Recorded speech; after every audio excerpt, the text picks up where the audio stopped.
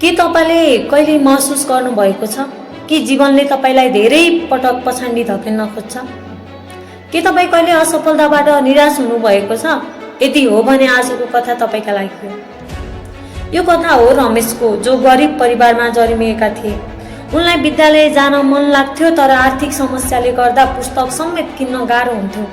तर उनले कहिले हार मानेनन्। बिहान खेतमा काम गर्थे, दिउँसो विद्यालय जान्थे, रातभर बत्ती बालेर पढ्थे।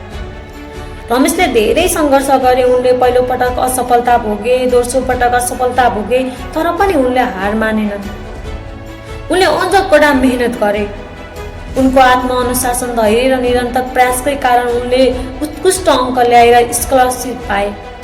अन्त्यतः उनी एक प्रतिष्ठित इन्जिनियर बने। सपना ठुलो देख्नुहोस्, तर त्यसलाई पुरा गर्ने सङ्घर्ष गर्न पनि तयार हुनुहोस्। असफलता भनेको अन्त्य होइन, त्यो त सफलतामा पुग्ने मार्ग एउटा। आत्मअनुशासन सफलताको स्रोत। सफल व्यक्तिहरूले कसरी आफ्नो दिनचर्या व्यवस्थित गर्छन् भन्ने उदाहरण। सफलता भाग्यले तय गर्दैन, तपाईको दिनौँ दिनको साना मेहनतले नै तपाईको भविष्यमाथि प्रभाव पार्छ। बिहान छिटो उठ्नु, योजना बनाएर काम गर्नु र लक्ष्यप्रति समर्पित हुनु, यी सबै अनुशासनका एउटा अंश हुन्। निरन्तरता। धेरैले बीचमै छोड्ने गल्ती किन गर्छन् थाहा छ? सफल व्यक्तिहरूले कहिले पनि बीचमा रोकिँदैन। जब तपाईँ थाक्नुहुन्छ, जब तपाईँ हार मान्न चाहनुहुन्छ, त्यही बेला अघि बढ्न महत्त्वपूर्ण हुन्छ। सकारात्मक सोच। नकारात्मक सोचले कसरी अवरोध सिर्जना गर्छ भन्ने।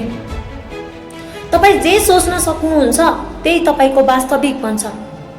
जब तपाईँ विश्वास गर्नुहुन्छ कि तपाईँ सफल हुन सक्नुहुन्छ, तब मात्र तपाईँ सही दिशामा अघि बढ्न सक्नुहुन्छ।